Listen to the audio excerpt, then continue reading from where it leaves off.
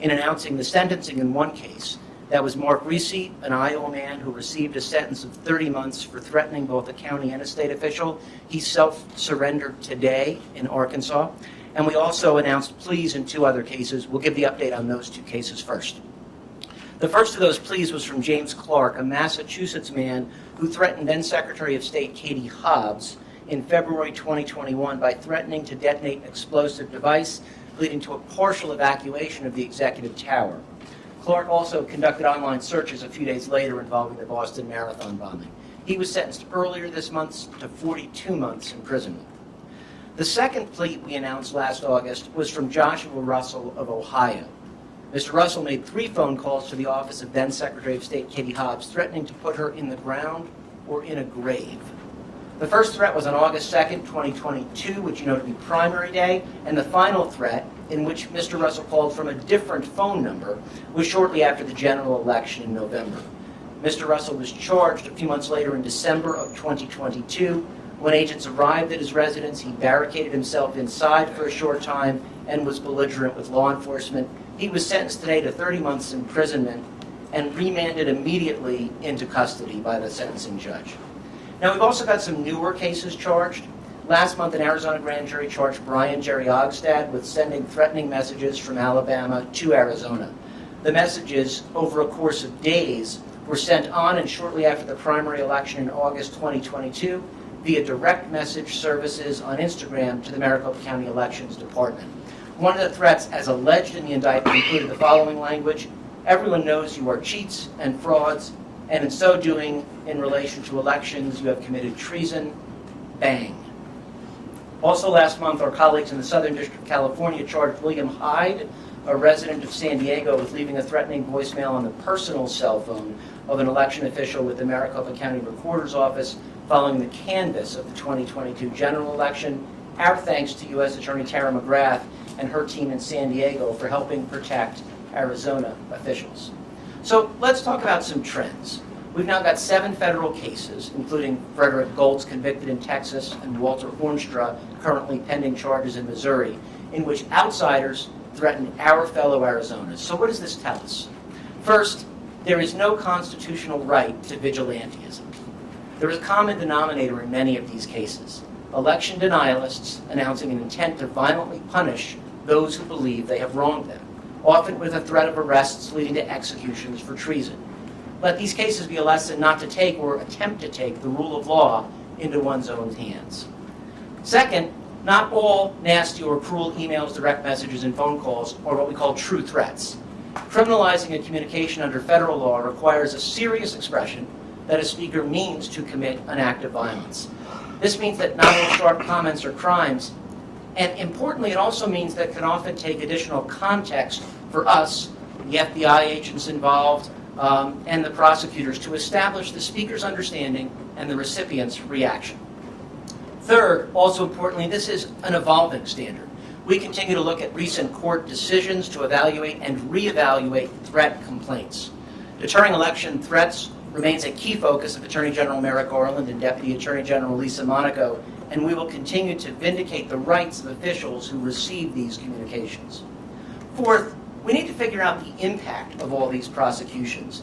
Given that most of these threats seem to arise around the election and tabulation cycle, I expect we won't really have an anecdotal sense of the deterrent value until our July 30th primary election, but we do have some positive metrics in terms of sentences imposed to date. We also see some important sharing of responsibilities by our state and local prosecutors because we're all in this together. In the last year, prosecutors at the State Attorney General's office and also at Pima and Navajo counties have each convicted a defendant who threatened an election official or an elected official who has opined about elections. This is a welcome development, and there's more than enough work to go around. And this leads me to my final point. We're doing pretty well here in Arizona working together. The presidential preference election went forward last week and highlighted the professionalism of our poll workers. The Arizona Republic called it a near-perfect election day, and I can tell you from personal experience that the county election staff at Burton Barr Library last Tuesday were friendly and knowledgeable and efficient. On a more general level, the Arizona Counterterrorism Information Center, or ACTIC, continues its great efforts in coordinating regular updates among county, state, and federal officials and representatives. Our district election officer here at the U.S. Attorney's Office and the FBI's designated agent regularly liaise with their counterparts at the Secretary of State and the various county election departments. Non-governmental organizations, like All Voting is Local, engage in important advocacy work, and the State Bar of Arizona is equally engaged with plans next month for a day-long symposium for lawyers involved in election work. And this takes us back to the whole of government approach, and that's really a community-wide approach. Prosecution is a key tool in deterring true threats, perhaps the most important tool, and when we level charges consistently and transparently, we bolster and safeguard the rule of law. But prosecution isn't the only tool to protect democracy in Arizona. We as prosecutors are determined to get out of the courthouse and into the communities that surround it, and we need that same commitment from community leaders.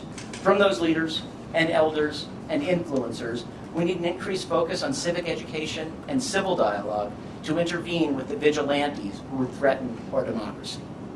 Thank you, and I'll now turn it over to my colleague John Keller from the Public Integrity section.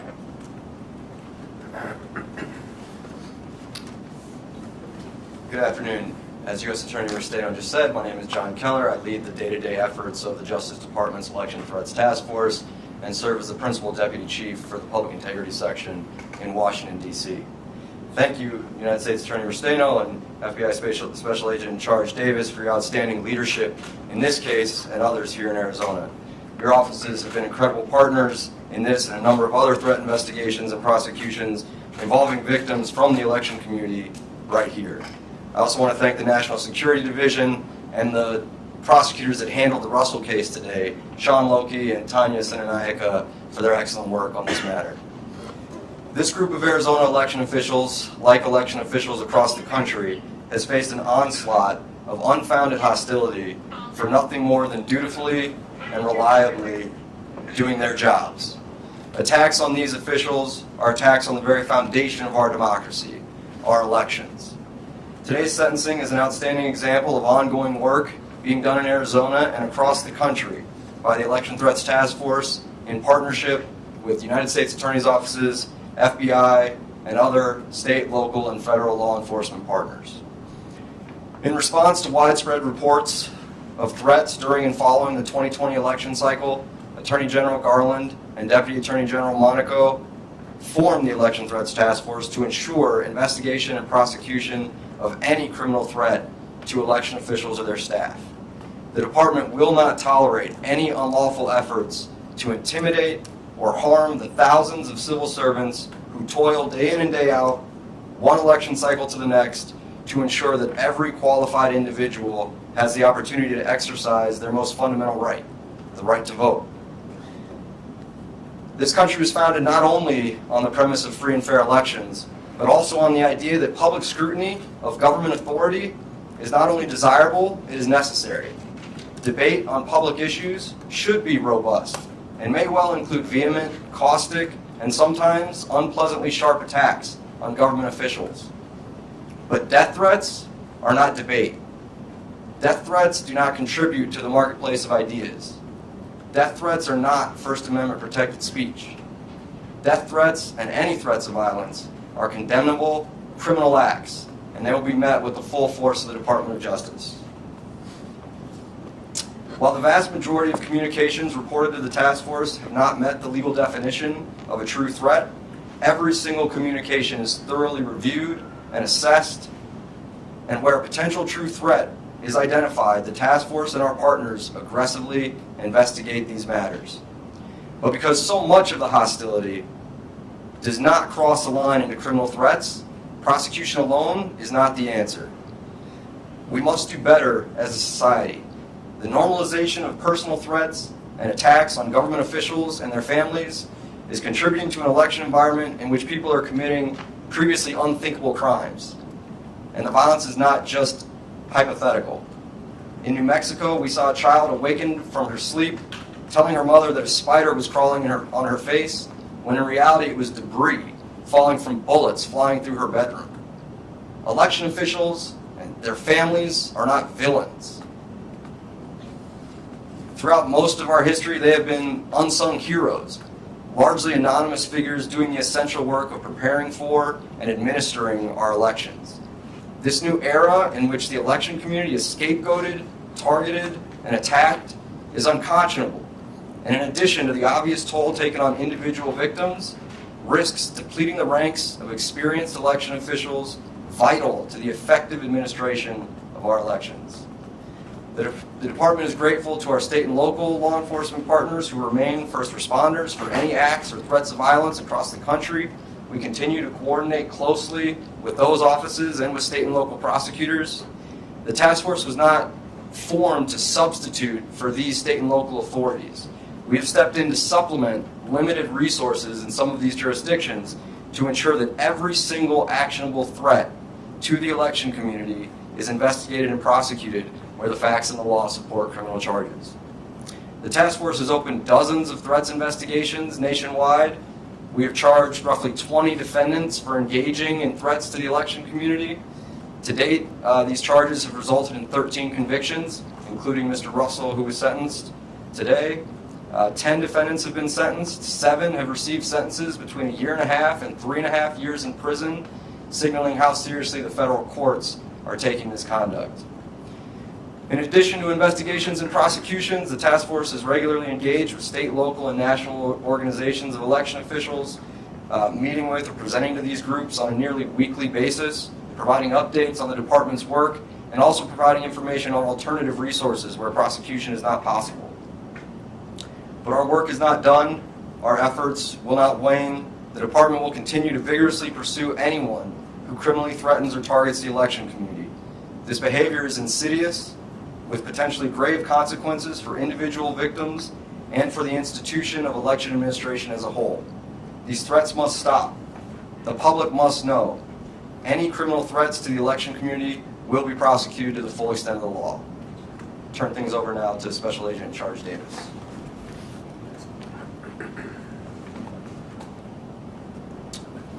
Good afternoon. My name is Akil Davis. I'm the Special Agent in Charge of the FBI Phoenix Division, which covers the entire state of Arizona. I appreciate the opportunity to be with you today to talk about the FBI's role in securing elections. Citizens should know that the FBI collaborates across all our investigative programs to safeguard elections and address a broad range of threats such as cybercrime, foreign influence crime, and domestic terrorism. For decades, the FBI has worked with the Department of Justice Public Integrity Section, coordinating strategies with our election security partners to safeguard elections. The FBI investigates allegations of voter fraud, voter and ballot fraud, campaign finance crimes, civil rights violations, and specifically threats targeting election workers. In fact, in 2021, as you've heard already, we established, along with the Department of Justice, the Election Threats Task Force. You've heard a lot of the successes we've had with that task force. This task force was created following the 2020 U.S. election. Election security is and will continue to be one of the FBI's highest national security priorities. Arizonans have a right to expect free and fair elections. While responsibility to ensure the fair election process lies with our state and local counterparts, I want to stress that the FBI takes all allegations seriously, all allegations of election-related violations of federal law seriously. It is vital that the FBI, our law enforcement election partners, and the public work together to protect our communities, to protect the vote. See something, say something may be a slogan from years past, but it definitely applies here. If anyone sees or hears anything that makes them uncomfortable, they are urged to please call their local law enforcement officials or the FBI. I'd like to conclude with this as it relates to a free and fair election and those public servants across Arizona who work to ensure it. The FBI takes all threats of violence seriously, and we remain vigilant in our efforts to detect and assess possible threats to the election. It cannot be overstated. The work of election officials, their staffs, and volunteers is essential to our democracy, and any threat to these public servants is completely unacceptable. Thank you again for your time today.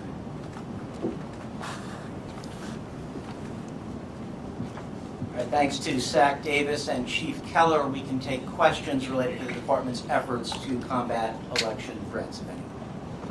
Sir? Joe Dana with 12 News. Can you comment on the role of misinformation as it relates to motivating some of these that have already been prosecuted, particularly misinformation from current elected officials or from a foreign actor like Russia putting information on social media? So I'm going to speak more towards the former, just the general misinformation that is out there. Look, this is what some of the defendants say during their allocutions, right? That they were misled in certain ways. It certainly would be good for these defendants in their road towards being productive members of society in the future to help out those that are giving them misinformation. For us, this comes down to that civic education and the civil dialogue. We look to you to report the facts. We look to the community to call out their friends and neighbors who are going down the rabbit hole with misinformation to help people not fall victim to it. Let me see if anyone else has points to make on that. Anything else? Yes, I wanted to ask Mr. Keller a question. I think you were referring to in some of your comments the effects of these threats, and it seemed like you were saying that they're having trouble getting people these threats are making it hard for people to work in election offices, and it also seems to me like you're scaring away your talent, like your institutional knowledge there. You think there's any way to win all of that back? I mean, is this just something that's washing over us now, and the best we can hope is to keep people's expectations as they are now? So in response to the first part of your question, there has been a reported impact statistically on the election community. We are seeing resignations from election officials across the country, and what they're reporting is that oftentimes the reason that they are leaving the role is because of the threats and the harassment that they and their colleagues and sometimes their families face. Now, that said, I don't want to overstate the impact. I've seen incredible resilience in the election community, and a lot of election officials are proudly staying put and insisting that they will not be intimidated from doing their jobs. And so I think on the positive side, we have that to look toward, and I think that reflects the mentality of the majority of election officials out there. And so hopefully the negative impact from this kind of conduct is limited in the future. Thank you. Other questions? Could you run down the two new charges that you mentioned at the beginning briefly? Well, at least you mentioned two more recent ones from, I think, California and another southern state. Correct. And again, these are pending charges. I'm not going to talk much about them openly. We do have, the department has done press releases within the last month on each of these. Oh, okay. Brian Jerry Ogstad, threatening communications from Alabama to Arizona in relation to the Maricopa County Elections Department. He has been released pending trial, and trial is pending in that case. The Southern District of California case was a resident of San Diego who calls an Arizona election official, again, charged out in San Diego in federal court there, also pending trial. Sir. Jim McClellan, White, Arizona Mirror. There's a whole industry now that profits off pushing these kind of misinformation that leads a lot of people to end up, being incited to violence or having high emotions.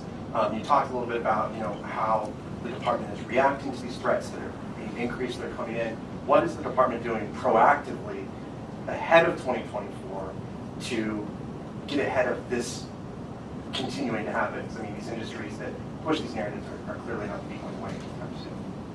Yeah, so I'll start on this and see if anyone else wants to chime in as well. Certainly, the department continues to engage with the state and local partners to try to get a sense of what the landscape is and what the continuing threats are. And this is where ACTIC, the Counterterrorism Information Center, is helpful. This is where I imagine Zach Davis can talk about his analysts that are out there that are able to get a better sense of the trends that we are seeing. And part of that is being proactive in understanding what's going on.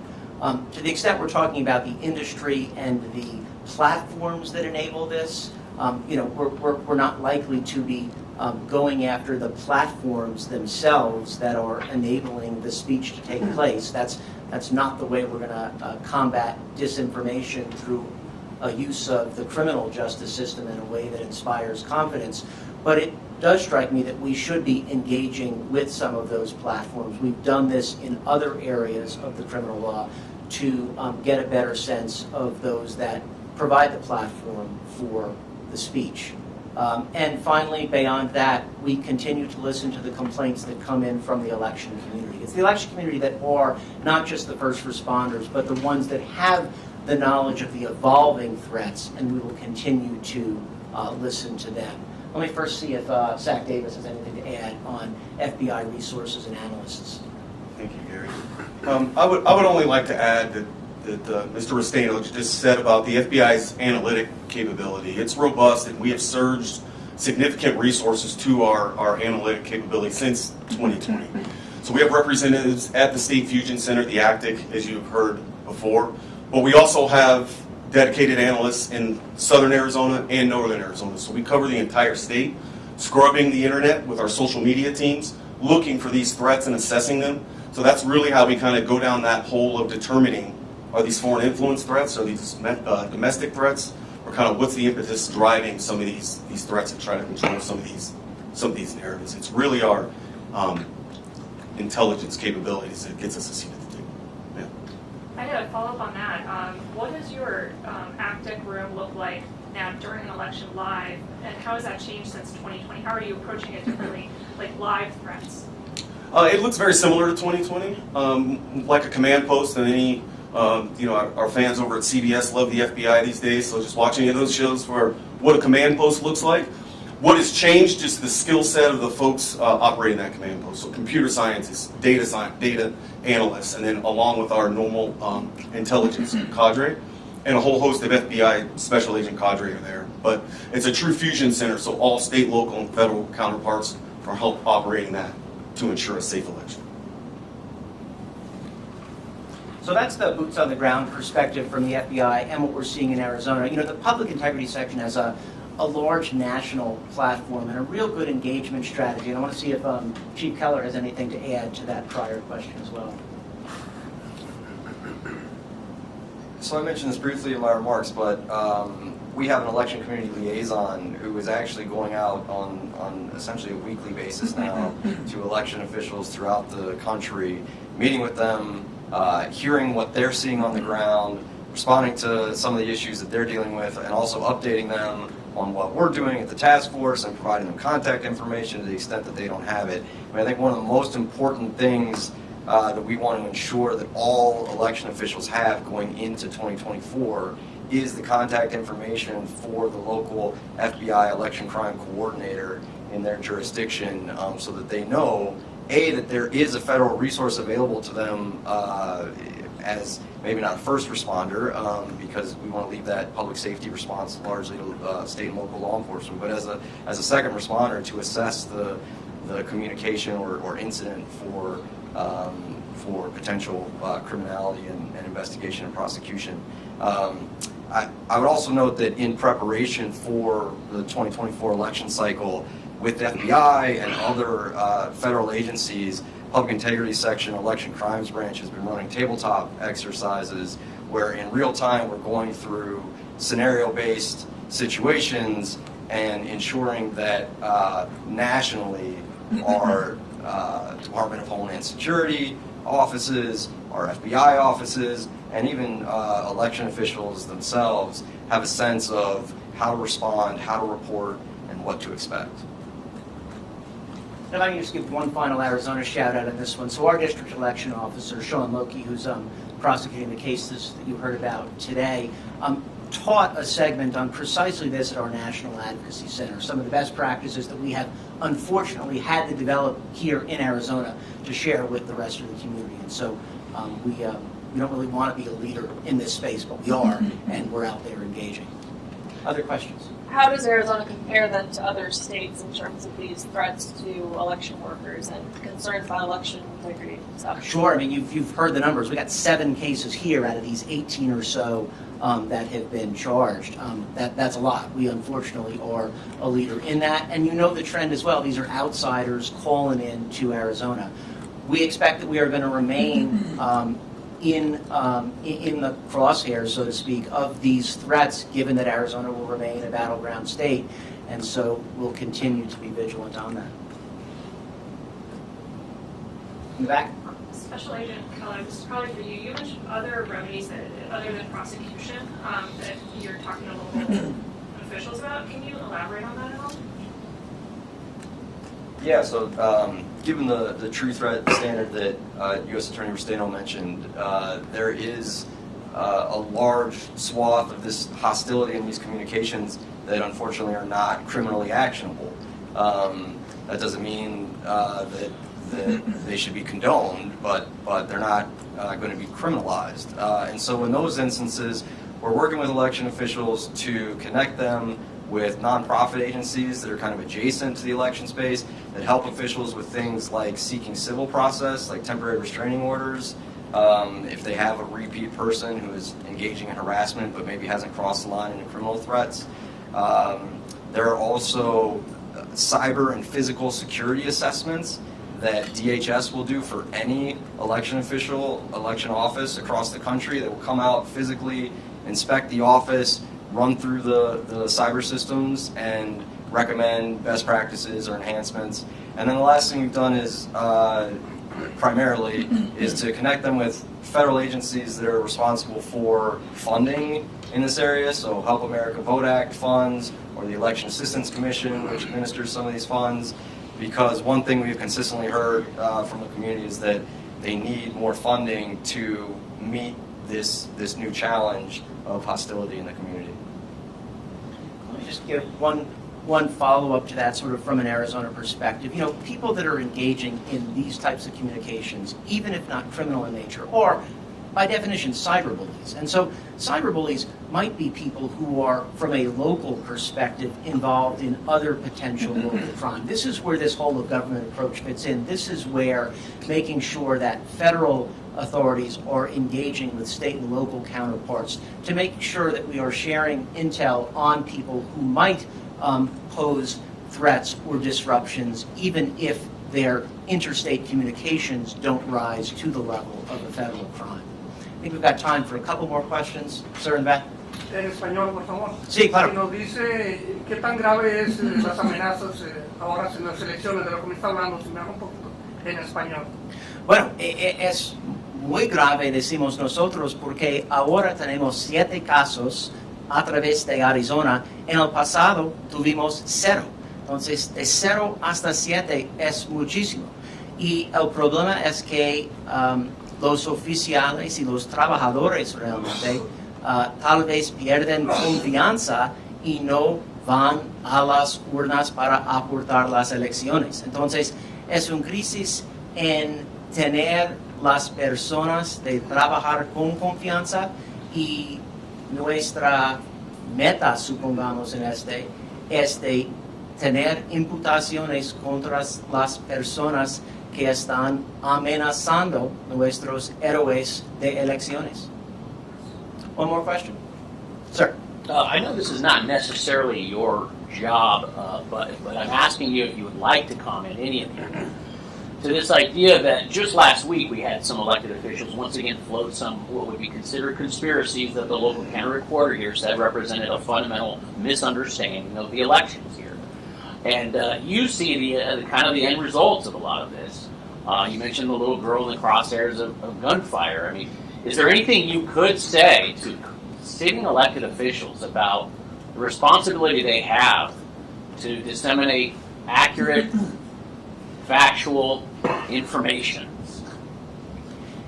Yeah, sure. Look, we've been talking about civic education and civil dialogue. Let me channel it a little more. For elected officials out there, we need more Barry Goldwater. We need more Rose Mofford. We need people who were willing to bring people together rather than engaging in divisive rhetoric. Can't force people to do that. not a crime to do that, but we used to be so very good in Arizona at engaging with each other in a respectful and professional manner. I hope we can get back to that. Thank you, everyone, for coming out today. Appreciate your vigilance in reporting these important stories. Thank you.